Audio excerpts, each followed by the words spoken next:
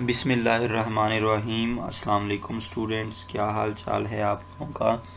उम्मीद करता हूँ खैरियत से होंगे, एंजॉय कर रहे होंगे। आज की इस वीडियो में हम फ्रिक्शन की दूसरी टाइप काइनेटिक फ्रिक्शन पर बात करते हैं। First type we have already discussed in our previous video, that was static friction, and now we are going to discuss kinetic friction. The frictional force that acts against during motion of an object in a direction opposite to the direction of motion denoted by Fk.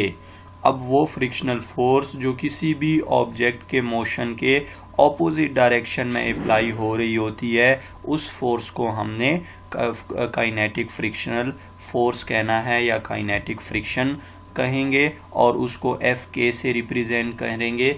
K stands for kinetic friction. सो वो force जो किसी भी body की motion को oppose करे, यानी कि body motion कर रही हो, बॉडी मोशन में हो, और वो फोर्स जो है वो उसकी मोशन को अपोज करे, तो उस फोर्स को हमने काइनेटिक फ्रिक्शन बोलना है. जैसे अगर आप इसकी एक एग्जांपल लें कि आपकी गाड़ी ट्रेवल कर रही हो, तो उसके ऊपर जो हवा लग रही होती है वो अपोजिट डायरेक्शन में होती है, तो हवा भी आपके पास काइनेटिक फ्रिक्शन ही है एक, क्योंकि वो मूव होती हुई ऑब्जेक्ट की मोशन को अपोज करती है. तो इस तरह हम उसको काइनेटिक फ्रिक्शन का नाम दे सकते हैं, उसको कह सकते हैं कि वो एक काइनेटिक फ्रिक्शन है. For example, when heavy crate starts motion, जब बहुत ज़्यादा हैवी क्रेट मोशन स्टार्ट करता है, kinetic friction Fk now replaces static friction Fs.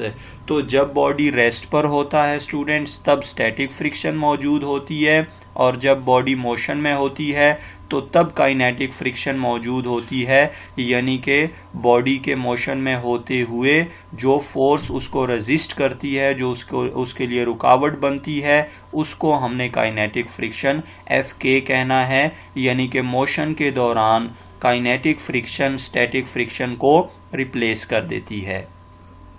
If we are applying same force, the heavy crate after it has started moving it accelerates.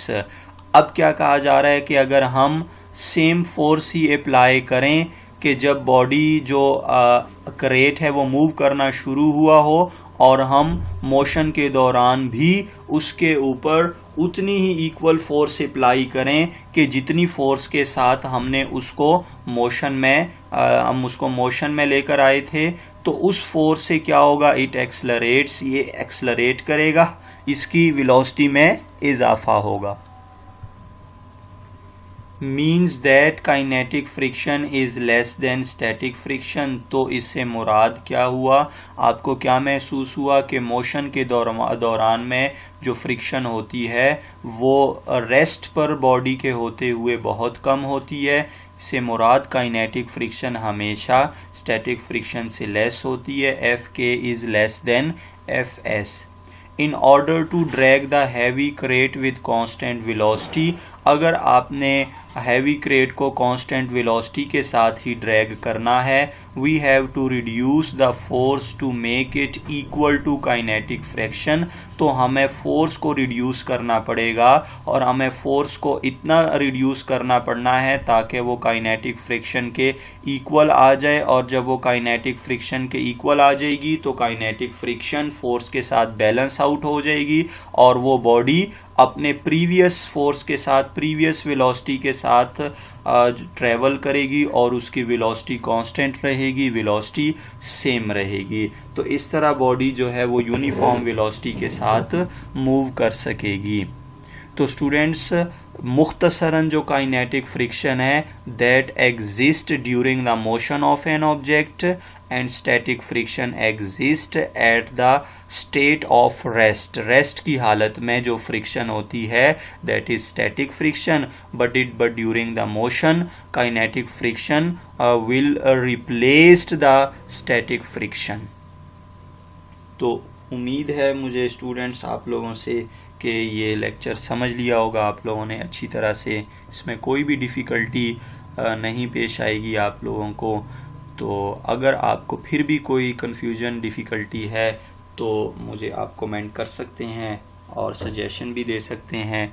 और कोई कमी आप लोगों को इस लेक्चर में नज़र आई हो तो वो भी ज़रूर सजेस्ट कीजिएगा, ताकि हम अपने चैनल को, अपनी वीडियोस को आप लोगों के लिए मज़ीद बेहतर से बेहतर बना सकें, आप लोग इससे ज़्यादा से ज़्यादा मुस्तफ़ीद हो सकें और आप लोगों को किसी और प्लेटफॉर्म पर जाने की ज़रूरत ना पड़े।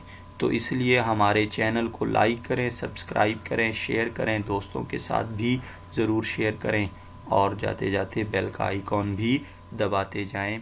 अल्लाह हाफिज़।